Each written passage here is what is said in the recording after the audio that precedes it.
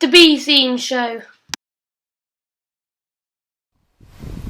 Hi, I'd love to present Cairngorms Nature because it's a wonderful and unspoiled region of Scotland, showing me and others the true glory of this magnificent area.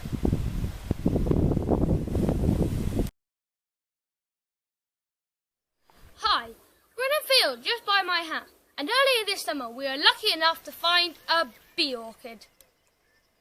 Hi again, I'm going to show you my protuberant lip. Protuberant is something that sticks out, just like my lip. And I'm introducing protuberant to you because it will allow me to show you a bee orchid, because a bee orchid also has a protuberant lip. Here is a bee orchid.